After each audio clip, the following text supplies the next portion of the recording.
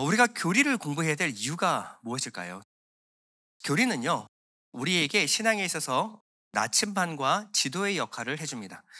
우리가 신앙생활을 하면서 길을 잃지 않기 위해서는요, 올바른 방향이 중요합니다. 우리 신앙은 어디를 향해서 무엇을 위해서 가고 있는가, 이 방향을 제시하는 것이 바로 교리입니다. 이로써 신앙생활을 통하여 겪을 수 있는 수많은 시행착오를 줄여주는 것이 바로 교리의 역할이라고 할 수 있습니다. 교리는 또한 마스크와 같은데요. 건강한 교리는요, 영적인 바이러스가 침투해 들었을 때, 교회 안에 거짓된 잘못된 가르침이 침투해 들었을 때 그것을 걸러낼 수 있는 필터의 역할을 해주는 것이 바로 교리입니다. 또 교리는요, 안경의 역할을 해주는데요. 교리는 내 주관대로 하나님의 말씀을 마음대로 해석하는 것이 아니라 하나님이 의도하신 그 뜻대로 성경을 해석할 수 있는 능력을 길러주는 것이 바로 교리입니다. 요즘은요, 유튜브를 통해서 수많은 설교들을 들을 수가 있습니다. 그야말로 설교의 홍수의 시대를 살아가고 있습니다. 예전에는 그냥 교회 하나를 다니면 그 교회에서 전하는 목사님 말씀만 듣고 살 수가 있었는데, 요즘은 여러분들이 관심만 있으면 얼마든지 설교를 듣고 은혜를 받을 수 있는 시대가 되었습니다. 이것은 참 좋은 건데요. 그러나 유튜브는요, 어떠한 필터도 걸름막도 없이 설교를 쏟아냅니다. 그러니까 여러분들이 듣고 은혜 받은 말씀이 정말 건강한 교리 위에 쓴 말씀인가, 여러분들이 구별할 수 있는 능력이 없다면요, 여러분들이 잘못된 말씀에 현혹되기 쉬운 시대를 살아가고 있습니다. 거기에는 카톨릭 영성도, 불교 영성도, 뉴에이지 영성도 현혹하는 것들이 너무나 많습니다. 그래서 여러분들이 잘 듣다가 은혜 받고 나면은 법정 스님 말씀이었고 뭐 이런 거 얼마나 당황스럽습니까? 그 가르침 안에 있는 핵심을 여러분들이 짚어낼 수 있는 능력이 없으면요, 이제는 현혹되고 휩쓸려가기 쉬운 시대를 살아가고 있는 거예요.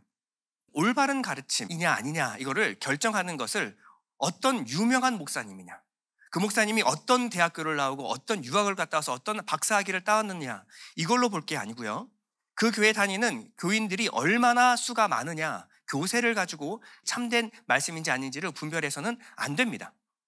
여러분들이 그 분별하는 기준은요, 오랜 전통, 역사, 그래서 2000년이 넘도록 이어져 내려온 교회사를 통하여 검증된 교리냐, 여러분 그것을 분별할 수 있는 능력이 있어야 합니다. 신천지 신학교에서 2019년부터 지금까지 최소 6만 명에서 11만 명까지 매년마다 졸업생을 쏟아내고 있어요. 자, 이들은요, 단순 교인이 아니고 신천지 신학교 졸업생, 최소 전도사급 이상 사역자들이라는 거예요. 여기에는 목회자만 1만 3천여 명이 포함이 돼 있어요. 여기에 들어가서 공부를 해서 신천지로 갈아타는 현직 목회자들이 매년마다 4천 명 이상이 된다고 합니다.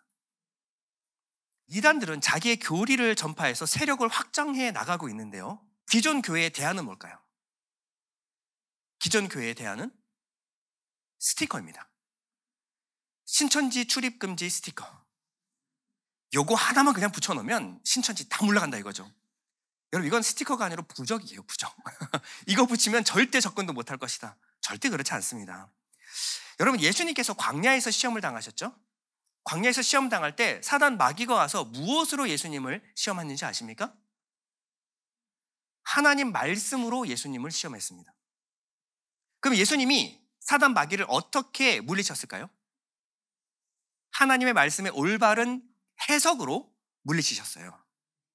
그 말씀은 돌을 떡으로 만들라는 것이 아니라 하나님의 말씀으로 산다는 거 아니니? 성전에서 뛰어내려라, 하나님 받쳐주실 것이다. 그것은 반대로 하나님을 시험하지 말라는 말씀 아니니? 나에게 절하면 천하 만국을 너에게 주리라, 십자가를 통과하지 않고 하늘과 땅의 권세를 받는 것은 하나님이 원하시는 것이 아니다, 물러가라. 이렇게 하나님의 뜻과 올바른 진리의 말씀으로 사단 마귀를 물리치셨어요. 그러면 우리는 이단에 대해서 어떻게 준비를 해야 될까요? 하나님의 올바른 진리의 말씀을 해석할 수가 있어야 됩니다. 여러분, 카톨릭도 유대교도 이슬람교도요, 다 성경 갖고 있어요. 이단들도 성경 가지고 우리에게 다가오는 거고, 카톨릭도 유대교도 이슬람교도 우리가 동일한 성경을 갖고 있습니다. 그러면 어떻게 동일한 성경을 가지고 누구는 정통이고 누구는 이단인가? 무슨 기준으로 나눌 수 있을까요?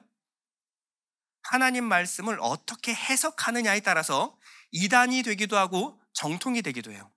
똑같은 하나님의 말씀인데 어떻게 해석하느냐에 따라서 기독교가 되기도 하고 타 종교가 되기도 하는 겁니다. 그러므로 성경 들고 다니고 교회 다닌다고 중요한 것이 아니라 성경 안에 있는 참된 의미, 그 말씀을 여러분들이 깨닫고 해석할 수 있는 능력이 있어야 그리스도인이라는 거예요. 문제는요, 외부의 이단들은 하나하나 우리가 공부할 필요도 없고 타 종교들 그것은 우리가 공부할 필요가 없겠죠. 그런데 문제는 교회 안에 침투해 들어온 잘못된 해석과 가르침이 문제입니다. 이것이 오랫동안 교회에 자리 잡으면서 이것이 진짜 올바른 해석인가 아닌가를 모호하게 만든 그런 잘못된 가르침이 있어요. 대표적인 것이 바로 첫 번째 기복신앙입니다. 긍정의 힘이라고 말하는 기복신앙. 예수 믿으면 무조건 성공하고 병이 낫는다. 이러한 가르침은요, 예수 믿어 얻게 될 복에 대하여 우리를 오해하게 만들어버립니다. 어떤 사람들은 예수 믿고 병도 낫고 예수 믿고 사업도 성공하고 이랬는데, 어떤 사람은 예수 믿어서 없던 병도 생기고 예수 믿고 잘 되던 사업도 망하는 사람도 있어요. 하나님이 그 고난을 통과하게 하시는 성도도 있습니다. 근데 그 성도들은 어떤 마음이 들까요? 이런 말씀을 들으면 나는 그러면 하나님께 저주를 받았나? 이렇게 성도가 받는 고난에 대하여 실족하게 만드는 말씀이 바로 이 기복신앙, 성공주의, 그리고 긍정의 힘, 이런 말씀입니다. 또한 신비주의가 있습니다. 신비주의는요, 성령을 오해하게 만들어서요, 무언가 신비한 체험을 하거나 심리적인 확신을 이걸 믿음이라고 착각하게 만듭니다. 성경에서 말하는 믿음은 그런 것이 아니죠. 그런데 이것을 믿음이라고 붙들게 만드는 잘못된 가르침이 바로 신비주의가 있어요. 그리고 오늘부터 우리가 공부할 차등 상급론이 있습니다. 열심히 하면 더 큰 상 받는다. 차등 상급은 얼핏 보면 그럴듯하게 들립니다. 아니, 하나님이 상 주신다는데 싫어할 사람이 어디 있습니까? 그렇죠. 근데 차등 상급론은 단순히 우리가 상을 받느냐 받지 않느냐, 이게 문제가 아닙니다. 여러분, 마지막 날 하나님이 우리 모두에게 상을 주십니다. 분명한 상을 주세요. 그러나 동일한 상을 주십니다. 어떤 상을 주세요? 생명, 하나님의 생명과 하나님의 나라를 유업으로 우리에게 주십니다. 거기는 어떠한 차별도 차등도 있을 수가 없는 거예요. 그럼 차등 상급론을 그저 신학적인 관점의 차이라고 보시면 안 됩니다. 차등 상급론은요, 율법과 은혜가 무엇인지를 혼동하게 만들어서 성경을 해석하지 못하게 만들어 버립니다. 그래서 신약의 교회를 다시 어디로 돌아가게 하냐면 구약으로 다시 돌아가게 만들어요. 믿음이 아닌 공로주의적인 열심을 내게 만듭니다. 우리의 모든 열심의 근거는 믿음이고 은혜입니다. 그런데 이 믿음과 은혜가 아니라 내 공로로 내가 상급받고 사람들에게 인정받고 높임 받으려는 공로주의적 상급론으로 치우쳐버리게 만들어버립니다. 마지막으로 차등 상급론은요, 하나님이 어떤 분이신지, 하나님이 우리에게 무엇을 주시는 분이신지, 그리고 하나님의 나라가 무엇인지를 오해하게 만들어버립니다.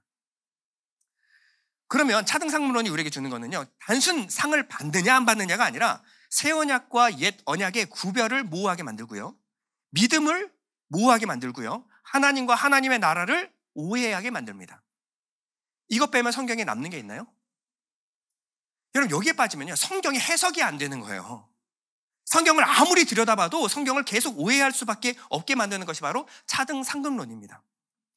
이 차등 상급론은요, 예수님과 대립했던 바리새인들이 갖고 있던 교리의 핵심이었어요. 율법 교리의 핵심 교리가 무엇이냐? 바로 차등 상급론이었습니다. 내가 율법의 행함과 공로에 은해서 하나님께 상을 차등으로 받는다. 이것이 바로 율법주의의 핵심입니다.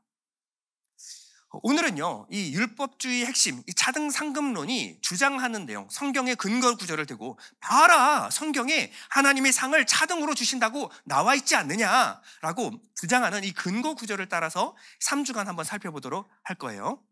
오늘은 이제 먼저 고린도전서를 중심으로 살펴볼 텐데요. 오늘 본문 3장 8절은요, 차등 상급을 주장하는 사람들이 자주 사용하는 근거 구절입니다.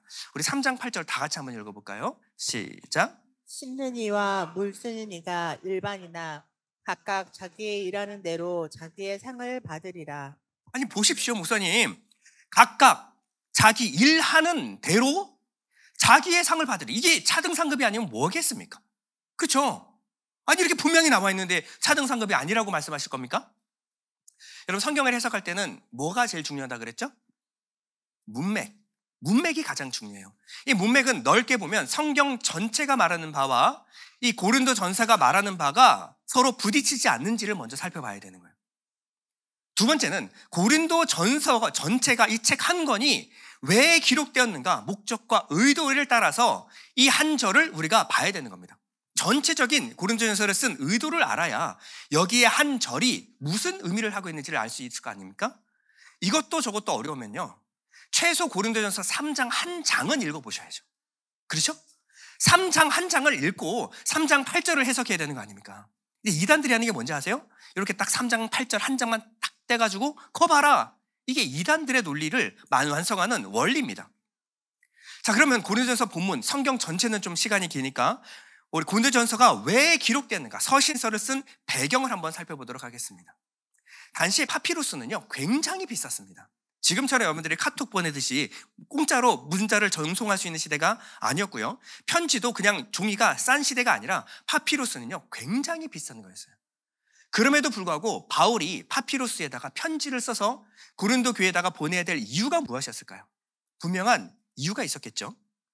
고린도 교회가 어떠한 문제, 이슈를 안고 있었기 때문에 그렇습니다. 자, 대표적인 이슈 두 가지를 살펴보는데요. 첫 번째는 경쟁적인 파벌을 형성했어요. 이게 1장에서 4장의 내용입니다. 자, 1장 11절에 보면 내 형제들아, 글로에의 집 편으로 너희에게 대한 말이 내게 들리니 곧 너희 가운데 뭐가 있다? 분쟁이 있다는 것이라. 이 분쟁이 뭐냐? 내가 이것을 말하거니와 너희가 각각 이르되 나는 바울에게, 나는 아볼로에게, 나는 게바에게, 나는 그리스도에게 속한 자라 한다는 것이니. 교회 안에서 파벌 형성이 된 거예요. 저희 교회는 그렇지 않으니까 저희 교회를 예를 들어 설명을 한번 해보겠습니다. 저희 교회 안에 파벌 형성이 된 거예요. 나는 원로 목사님 파야. 나는 누가 뭐래도 원로 목사님 파지? 나는 담임 목사님 파야. 난 담임 목사님이 좋아. 에이, 뭘 몰라서 그러는데 지금은 김태형 전도사가 대세야. 이렇게 파벌이 세 개로 찢어진 거예요. 세 개로 해서 서로 부딪히고 싸우기 시작한 겁니다. 누가 더 높냐? 누가 더 설교를 잘하느냐? 누가 더 영향력이 있느냐? 이래서 바울이 편지를 쓴 거예요. 너희들 지금 뭣들 하는 짓이냐? 지금 너희들은 뭐가 뭔지도 모르는 어린아이, 육에 속한 자들이다.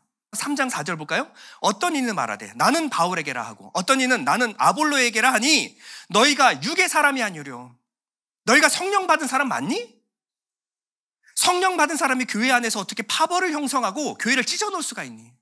고린도에게 이런 말도 안 되는 일이 일어났다라는 거예요. 그래서 고린도교에 편지를 썼다는 겁니다. 두 번째는요, 경쟁적인 은사주의가 가장 큰 문제였습니다. 이게 12장에서 14장까지인데요. 자, 12장 29절에 보면 다 사도이겠느냐? 다 선지자이겠느냐? 다 교사이겠느냐? 다 능력을 행하는 자이겠느냐? 다 병을 고치는 은사를 가진 자이겠느냐? 다 방언을 말하는 자이겠느냐? 다 통역하는 자이겠느냐? 여러분, 바울이 속이 터지는 게 보이세요? 야, 너희들 다 사도야? 너 다 사역자들이야? 너희들 다 말씀 전할 거야? 다 교사야? 다 능력 행할래? 다 병 고치는 은사 받을래? 다 방언하겠니? 다 통역하겠니? 속이 터져서 하는 말입니다. 왜 이런 얘기를 할까요? 누가 하나 뭔가 대단한 은사를 받으면요, 거기 나도 받겠다고, 너도 누가 한번 방언하면 나도 방언 받겠다고, 누가 하나 통변하면, 누가 하나 병 고치면 서로 왜 이런 할까요? 왜 이런 경쟁을 할까요? 어떻게든 인정받으려고, 교회 안에서 높아지려고. 그래서 서로 비교하고 경쟁하는 것이 고린도 교회가 안고 있었던 문제였다는 거예요. 바울이 무슨 말 했어요? 천사의 방언을 해도 몸을 불사르게 되어질지라도 사랑이 없으면 아무것도 아니다. 최고의 은사는 사랑하고 하나 되는 거다. 교회가 하나 되는 게 최고의 은사야. 이게 바로 고린도전서를 쓴 목적이라는 거예요. 이 고린도 교회가 안고 있었던 대표적인 문제가 뭐냐면 성도끼리 서로 비교하고 경쟁하고 파벌 형성하는 거예요. 그런데 여기에 편지를 쓰면서 너희들 상 받기 위해서 경쟁하라, 이런 구절이 들어갈까요? 안 들어갈까요? 안 들어가겠죠. 상식적으로 고린도전서를 쓴 목적이 그게 아니잖아요. 자, 그러면 이것을 좀 알고 우리가 한번 본문을 다시 한번 들여다보겠습니다. 자, 누가 더 크냐, 누구 편이냐, 편가르기와 체력 다툼이 있을 때 3장 4절 어떤 이는 말하되 나는 바울에게라 하고 다른 이는 나는 아볼로에게라 하니 너희가 육의 사람이 아니려. 바울은요, 자신과 아볼로, 게바 그 누구도 서열에 우열이 있는 것이 아니다. 바울과 아볼로, 게바 모두 다 예수 전하여 믿게 하는 그 목적을 위하여 사역하는 사역자들 아니니? 우리가 사역한 것이 너희들이 표를 얻어서 정치하려고 했던 거니? 그저 복음을 전해서 너희들 예수 믿게 하고 거듭나게 하고 성장하게 만들기 위해서 사역자들이 수고한 거 아니니? 이 얘기를 하는 것이 5절이에요. 그런즉 아볼로는 무엇이며 바울은 무엇이냐? 그들은 주께서 각각 주신 대로 너희로 하여금 믿게 한 사역자들이니. 정치하는 사람 아니고 사역자들이니. 우리가 하는 이 모든 사역이 아무리 노력을 해도, 아무리 말씀을 전해도 결국 이 생명을 자라나게 하시는 이는 하나님 아니니. 그럼 하나님의 역사가 아니면 물 주는 사람의 수고나 씨 뿌리는 사람의 수고가 다 헛되다. 우리가 아무리 노력해도 하나님의 역사가 아니면 아무것도 아니다. 그것이 바로 6절입니다. 나는 심었고 아볼로는 물을 주었으되 오직 하나님께서 자라나게 하셨나니. 그런즉 심는 이나 물 주는 이는 아무것도 아니로되 오직 자라게 하시는 이는 하나님뿐이시니라. 여기에 강조점이 어디 있습니까? 자기들이 한 일에 우열이 있거나 바울이나 아볼로나 게바나 누가 높고 낮은 게 있는 것이 아니라는 거예요. 중요한 것은요, 자신의 한 것이 중요한 것이 아니라 하나님이 한 것이 중요하신 것이고, 결국 우리들이 한 것은 그 일을 위하여 쓰임받는 동일한 일을 한 것이다. 우열이 없다를 강조하는 것, 이것이 바로 8절이에요. 심는 이와 물 주는 이는 한 가지이니. 한 가지가 무슨 뜻이에요? 동일하다라는 거예요. 높고 낮음이 없다라는 겁니다. 각각 자기가 일한 대로 자기의 상을 받으리라. 우리는 하나님의 동역자들이요 너희는 하나님의 밭이요 하나님의 집이니라. 그러니까 여기에 한 가지이나, 이 한 가지는 무엇을 강조하는 거예요? 동일한 것이다. 그러면 우리가 각각 자기 상을 받는 것은 차등으로 받아요? 동일한 상을 받는다. 이걸 지금 강조하고 있는 것이 바로 오늘 본문 말씀이었습니다. 그러면 결국 심는 이와 물 주는 이는 한 가지이다. 그러니까 누구가 더 크냐, 누구의 상이 더 크냐 갖고 싸우는 것은 미련한 짓이다. 맞습니까?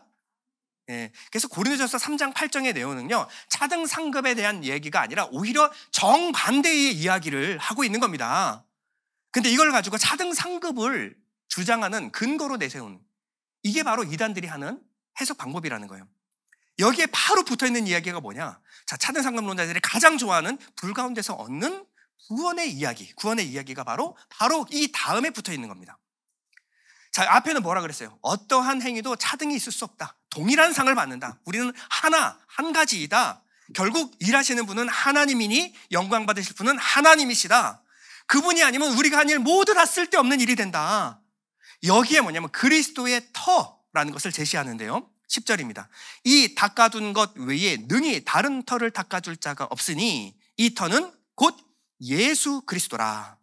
만일 누구든지 금이나 은이나 보석이나 나무나 풀이나 지푸로 이 터 위에 세우면 각각 공력이 나타날 터인데 그날이 공력을 밝히리니 이는 불로 나타내고 그 불이 각 사람의 공력이 어떠한 것을 시험할 것입니다. 거 보십시오. 각각 자신의 공력을 시험한다 그러지 않습니까? 풀이나 집 같은 걸 세우면 불로 심판하실 때 다 타버릴 거 아닙니까? 그러니까 금 같은, 은 같은, 보석 같은 공덕을 쌓읍시다.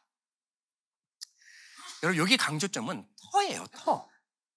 지금 금, 은, 보석, 나무, 풀, 집, 이것은 한 호흡으로 가시는 거 아시죠? 다 쓸모없다. 우리한테는 가치 있어 보여도 하나님께는 가치 없다를 강조하는 거예요. 자, 터는 데멜리오스라는 말인데 주춧돌, 모퉁이돌을 말하는. 자, 이것은 당시 유대인들, 히브리 사람들은 다 알고 있는 개념이었습니다. 이 모퉁이돌, 주춧돌을 세우면요, 이 반석은 기준점이 됩니다. 그래서 방향과 중심을 잡는 거예요. 이 방향이 어디에 가 있느냐에 따라서 건물의 방향이 결정되는 겁니다. 이게 바로 주춧돌이에요. 그리고 여기와 연결해서 건물을 지어나가기 시작하는 거예요. 바울은 사역의 모든 기초, 터는 인간의 공로가 아니라 예수 그리스도가 하신, 하나님이 하신 그 공로 위에 세워야 한다. 이것을 강조하는 거예요. 그래서 에베소서 2장에도 보면 바울이 이런 얘기했죠. 너희는 사도들과 선지자들의 터 위에 세우심을 입은 자라. 그리스도 예수께서 친히 모퉁이돌이 되셨느니라. 그러므로 사도들과 선지자들의 가르침은 어디에 세움을 받아야 돼요? 인간의 공로가 아니라 하나님이 우리에게 베푸신 의, 예수 그리스도 위에 세워져야 한다. 이것이 바울 신학의 가장 핵심입니다. 여기에 다른 사람의 의가 쌓이면 돼요, 안 돼요? 하나님이 하신 일에 사람의 공덕이 쌓이면 됩니까, 안 됩니까? 안 된다라는 거예요. 그래서 시작도 예수지만 끝도 예수라는 의미에서 사도행전 4장 11절, 이 예수는 너희의 건축자의 버린 돌로서 집 모퉁이의 머릿돌이 되셨느니라. 사도들의 가르침이 뭐였어요? 집 모퉁이의 머릿돌. 모퉁이가 시작이라 그러면 머릿돌은 마지막 완성입니다. 알파와 오메가, 시작과 끝이 예수. 이 사이에 인간의 공덕이 쌓여요? 안 된다. 안 된다. 여기에 바울의 공적을 쌓으면 돼야 안 돼요? 아볼로는요? 게바, 베드로인데 안 돼요. 그 누구도 안 된다라는 거예요. 아무리 대단한 사람이라도 이 위에 어떠한 인간의 공덕도 쌓으면 안 된다. 이것이 고린도서 3장의 핵심이라는 거예요. 14절 우리 다 같이 한번 읽어볼까요? 14절 시작. 만일 누구든지 그 위에 세운 공력이 그대로 있으면 상을 받고 누구든지 공력이 불타면 해를 받으리니 그러나 자기는 구원을 얻되 불 가운데서 얻은 것 같으리라. 자, 바울의 의도를 보면요, 공력이 불타면 해를 받으리니, 자, 여기 상을 받겠다라는 것이 아니라 마지막 하나님의 심판의 불에 타지 않을, 인정받을 만한 그 의가 있겠니? 만약에 있으면 너희가 상을 받을 거야. 그런데 그럴 수 있겠니? 그럴 수 없다. 결국 다 불에 타버리게 될 것이다. 그래서 쌓는 만큼 손에다가 뭐냐면 해를 받으리니 재미오라는 겁니다. 너희들이 거기에 인간의 공로를 쌓는 만큼 결국 하나님의 불에, 심판의 불에 다 불타 없어지게 될 것이다. 누구만 구원받느냐? 오직 자신. 내 구원은 어떻게 되는 거예요? 오직 은혜로, 은혜에 의한 믿음으로 하나님이 하신 의잖아요. 그렇죠? 그래서 결국 하나님이 하신 이 의만, 구원만 남게 될 것이다. 이것을 강조하는 것이 바로 고린도서 3장의 결론입니다. 어떤 것을 쌓든지 하나님께 인정될 것은 없다. 그러므로 공로, 차등상급론의 정반대의 이야기가 고린도서 3장의 이야기예요. 정리를 한번 해보면요, 3장은요, 바울이냐 아볼로냐 게바냐 누가 높다고 하지 마라. 우리는 모두 다 하나님 부르심을 받아서 그 일을 하게 된 사역자들이다. 하나님의 손대지 않으면 우리가 하는 것 다 헛되다. 아무것도 아니다. 그 누구라도 하나님이 하신 일 이외에 사람을 높이거나 사람의 공덕을 쌓는 것은 다 하나님의 심판대에서 불타 없어질 것이다. 그러니 쌓는 만큼 손해다. 이게 고린도서 3장이었어요. 자, 결론 볼까요? 3장 21절. 그런즉 누구든지 사람을 자랑하지 말라. 자, 이게 결론이에요. 그러니까 3장을 한 장만 읽어봐도 오해할 만한 게 없습니다. 사람 자랑하지 말라. 만물이 다 너희 것임이라.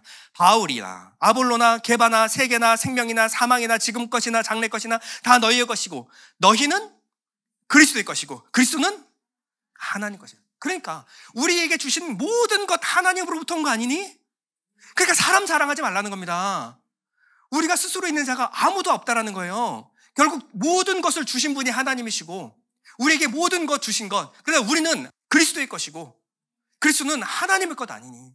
근데 왜 사람을 자랑해? 사람의 눕고 낮음이 어디 있겠니? 이게 바로 고린도서 3장의 결말이에요.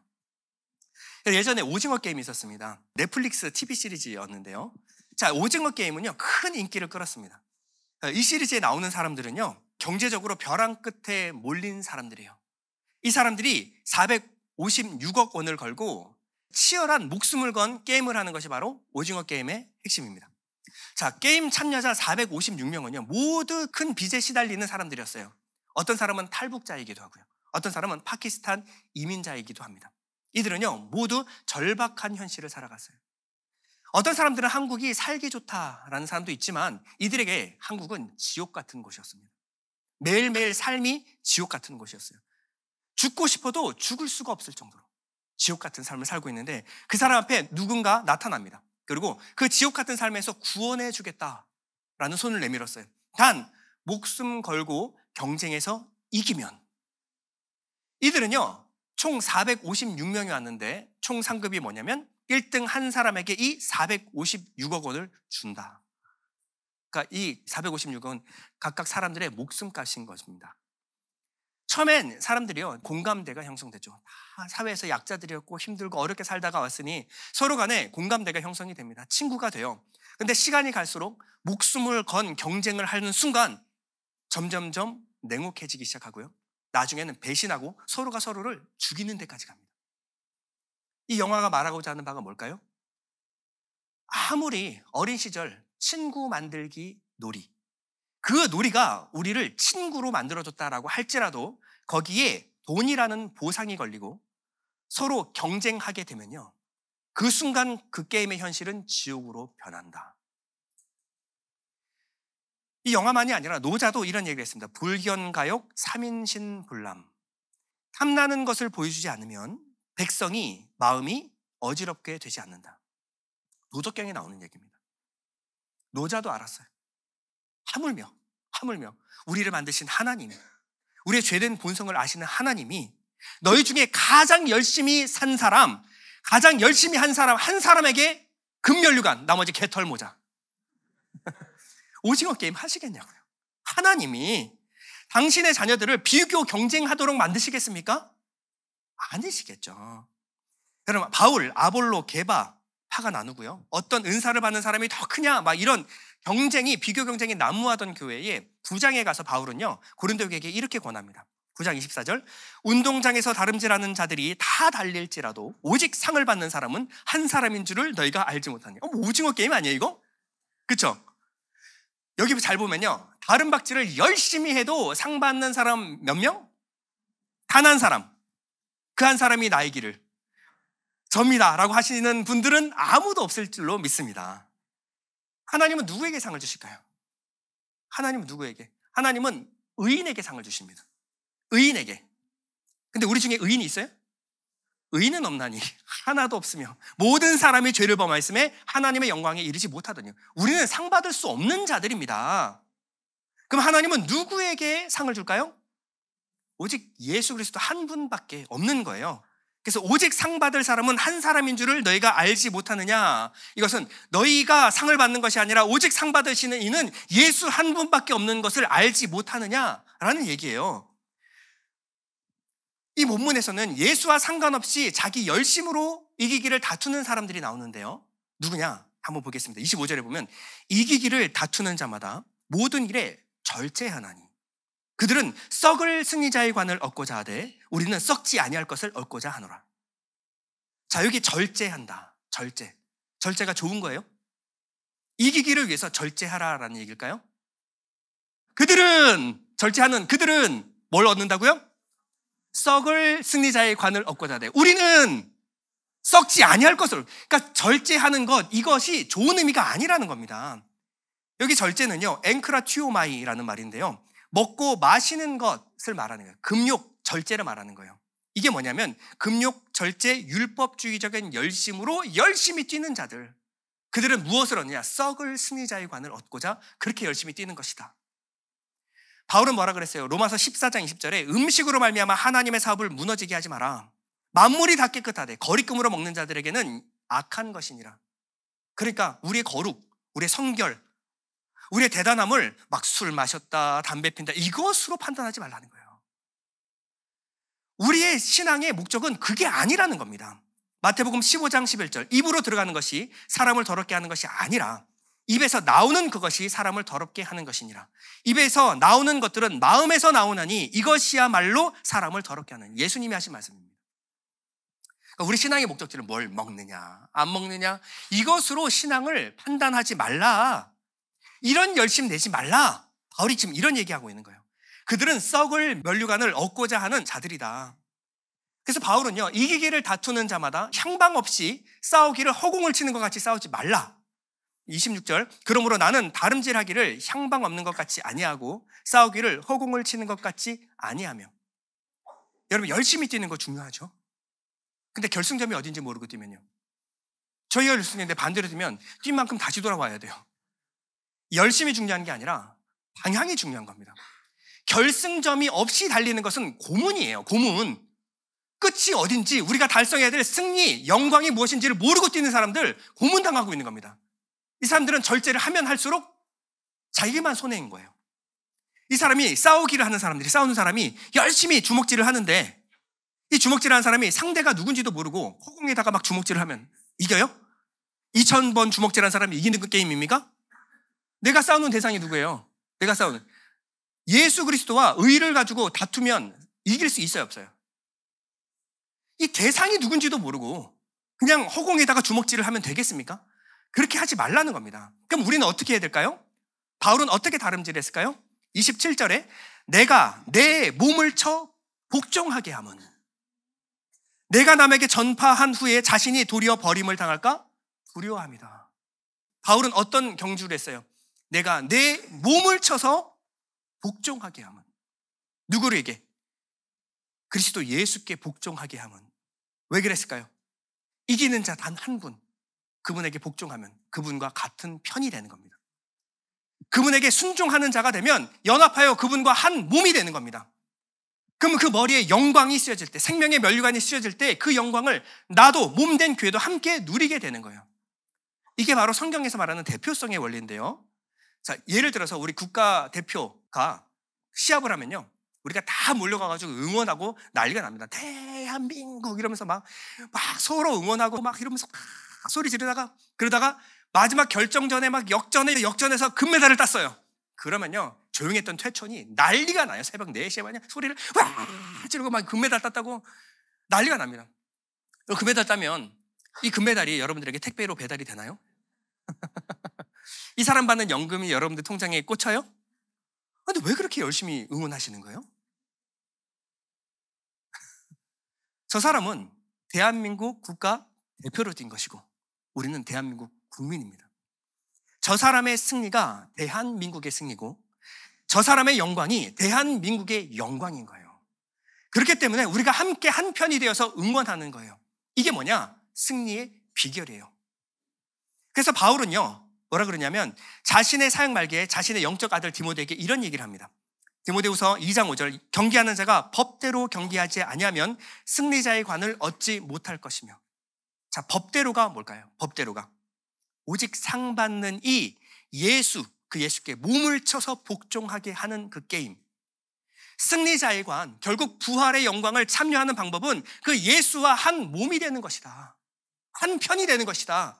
그러므로 그가 받을 모든 부활의 영광과 자녀되는 권세를 우리가 받게 되는 것이다. 이것이 바로 승리자의 관이라는 거예요. 히브리서 12장 1절에 보면 모든 무거운 것과 얽매이기 쉬운 죄를 벗어버리고 인내로서 우리 앞에 당한 경주를 하며 믿음의 주요 또 온전케 하시는 이인 예수를 바라보자. 그는 그 앞에 있는 기쁨을 위하여 십자가를 참으사 부끄러움을 개의치 아니하시더니 하나님 보좌 우편에 앉으셨느니라. 자, 우리가 싸우는 달리기의 핵심은 뭐냐? 믿음의 경주고, 믿음은 예수를 바라보는 경주예요. 어떻게 그분이 승리하셨는가? 그분의 승리가 어디서 일어났어요? 십자가에서. 그러므로 내 몸을 쳐서 복종하게 되는 것이 승리의 비결이라는 거예요. 이것이 신앙의 결승점이라는 거예요. 열심히 달려서 내가 1등 하라는 것이 아니라 내가 내 몸을 쳐서 십자가, 자기에 달린 십자가를 지고 예수께 복종하게 되면, 그분과 연합하게 되면 이기는 이 그분의 받는 모든 영광을 나도 함께 받게 된다. 이게 핵심이에요. 그러면 24절 다시 한번 읽어볼까요? 운동장에서 다름질하는 자들이 다 달릴지라도 오직 상을 받는 사람은 한 사람인 줄을 너희가 알지 못하느냐? 너희도 상을 받도록 이와 같이 다름질하라. 자, 이와 같이가 뭐예요? 오직 상 받는 그 한 사람과 같이 다름질해라.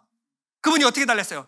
십자가로 죽기까지 자기를 낮추시고 복종하심으로 십자가를 개의치 아니하셨더니 하나님이 어떻게 했어요? 하나님의 보좌 우편에 앉게 하셨다. 그럼 우리는 어떻게 달려야 되겠니? 나도 내 몸을 쳐서 그리스도께 복종하는 것, 이것이 우리가 달리기를 잘 할 수 있는 시합의 핵심 아니겠니? 결론입니다. 우리는 신앙의 종착점이 무엇인지, 교회가 얻게 될 승리가 무엇인지, 우리에게 얻어질 최종 영광이 무엇인지 우리는 확실한 그림을 안고 가야 합니다. 바울은요, 누구보다도 율법에 열심히 있는 사람이었어요. 율법에 의로워 절제도 하고요, 열심히 경쟁도 하고 이기기를 열심히 노력했습니다. 근데 바울은요, 예수 그리스도를 깨닫고 난 뒤에 자기가 지금까지 율법의 열심으로 얻게 된 것이 결국 썩을 승리자의 관임을 알게 된 거예요. 바울은 율법으로 무언가 의를 얻으려고 하는 모든 노력을 다 해로운 것, 배설물로 여긴다 라고 말했습니다. 갈라디아서 5장 4절 보면 율법 안에서 의롭다함을 얻으려 하는 너희는 그리스도에게서 끊어지고 은혜에서 떨어진 자로다. 이들은 그리스도가 누리는 영광에 참여하지 못합니다. 그러므로 인간의 공로로, 인간의 행함의 다소를 따라서 하나님 앞에서 차등으로 상급을 받는다라는 사람들은 그리스도의 은혜에서 떨어진 사람들입니다. 이 믿음의 결과 얻게 될 그 결과가 내가 사람들 앞에서 드러나고 내가 사람들 앞에서 칭찬받는 것, 이런 가르침은요 결국 성경에 반하는 가르침이라는 거예요. 갈라디아서 5장 7절, 너희가 다름질을 잘하더니 누가 너희를 막아 진리를 순종하지 못하게 하더냐. 그 권면은 너희를 부르신 이 예수에게서 난 것이 아니니라. 여러분, 썩어질 면류관이 아닌 예수 그리스도와 한 몸 되기를 힘쓰십시오. 내 몸을 쳐서 그리스도께 복종하기를 힘쓰십시오. 그러므로 믿음의 결과, 영광스러운 승리의 관을 함께 누리시는 우리 성도님 되시기를 축원드립니다. 우리 잠시 눈을 감고 기도하겠습니다. 그럴 때 하나님, 우리가 무슨 영광, 어떠한 승리의 모습을, 그림을 그리고 있습니까? 하나님, 예수께서 승리하신 그 승리를 바라보게 하여 주시옵소서. 내가 죽고 예수로 사는 삶 살게 하여 주옵소서. 우리 잠시 기도하겠습니다.